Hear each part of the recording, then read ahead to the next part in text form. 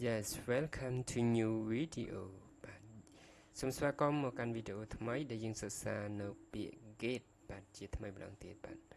តោះបាទ get tired ហ្នឹងគឺស្មើប្រែថាហត់ឬក៏អស់កម្លាំងបាទអញ្ចឹងពាក្យនេះគេអានថា get tired បាទហើយយើងនឹងសិក្សាអានប្រយោគទាំងអស់គ្នាបាទ I get tired after running បាទ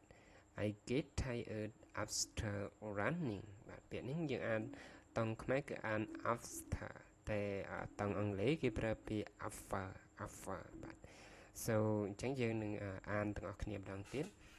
I get tired after running បាទប្រែថាខ្ញុំអស់កម្លាំងបន្ទាប់ពី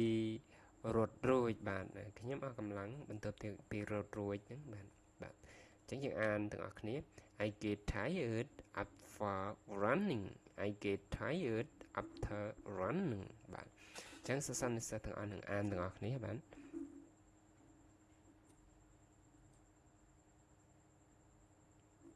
Yes very good បាទ I get tired after running ខ្ញុំអស់កម្លាំងបន្ទាប់ពីរត់រួចបាទ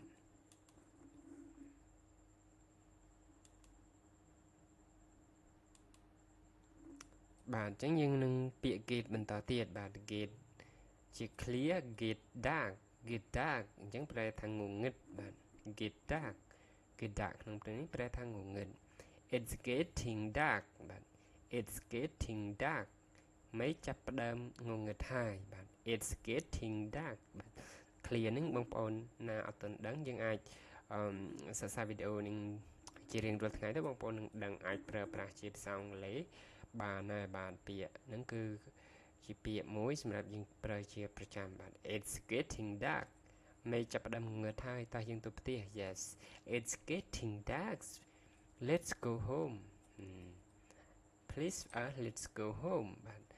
it's getting dark gets to home អូខេអញ្ចឹងមេឃ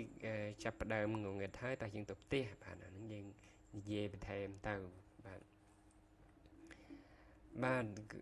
goodbye ហើយវីដេអូនេះយើងបញ្ចប់ប៉ុណ្ណឹងហើយចាំតាមដានវីដេអូបន្តទៀតបាទសូមអរគុណសូមជម្រាបលា